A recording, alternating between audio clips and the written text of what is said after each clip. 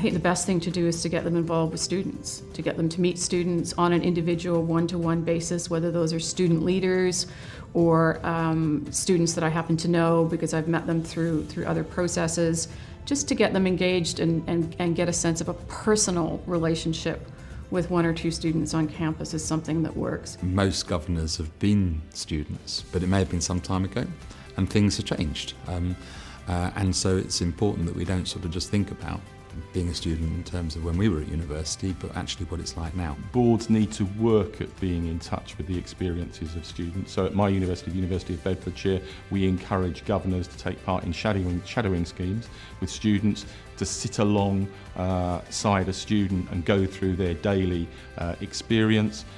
We expose staff and students to the Board of Governors committees so that they can interact with them. We try to make sure that the governors are as aware of what's going on by having regular presentations from students at the board, but also trying to facilitate opportunities for governors to take part in student events and to meet people across the institution. It's really important that we have good student representation on the board, so that they're given time to put the student view across and to explain how things are going to be perceived and understood by students in terms of the decisions that boards are making. One of our council meetings each year takes place in the Students' Union, and therefore associated with that, the students will give a tour of the Students' Union to the lay members of council, and they'll meet a whole host of students around in the different environments in the Students' Union. It's a relationship and an understanding that needs to be worked out, and the best boards are those that go out of their way to interact with students.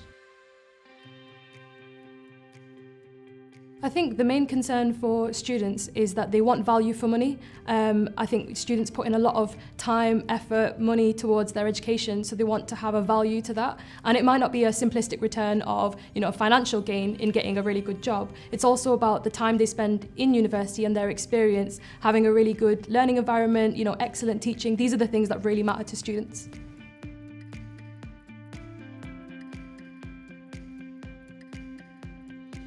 One of the things that boards can do is to bring some focus to the issue. My own board asked for a report at its September meeting this year to give them a sense of all of the activities that are already underway around mental health and how the issues are being tackled, because they're many faceted. And what we've ended up doing is establishing a college-wide working group on which a governor sits to help focus on the big picture and see how we can bring all these different strands together. The important thing for governing bodies is to understand the issues and then enable the exec to work on those and make them a priority on their campuses. So things like mental health and well-being for students, sexual harassment on campus, we know that these are critical things that are affecting our students, and we want to make sure that the governing bodies can provide pressure on their exec when they're not doing those things. Mental health, student well-being, sexual harassment are big issues in universities at the moment.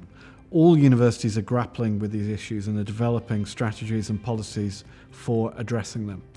I think governing bodies need to be asking their executives how much progress they're making, what their plans are, what the data is, and what issues they are facing, and if there is any way in which the governing bodies can assist. It's really important that council knows what's going on in its own institution, so it knows how its counselling service and its student wellbeing service is being used and accessed, that the provision is appropriate and speedy, and that the skills are there to ensure that when more sophisticated intervention is required, that is accessed for the student. I think the board's role is to take notice and culturally to signal that this is something that is really important, and that we set the right tone across the rest of the institution that this must be taken seriously. At Cardiff, our big initiative at the moment is the Centre for Student Life, which is a building to be placed between the Students' Union and the main academic building of the university. It will be a £50 million investment.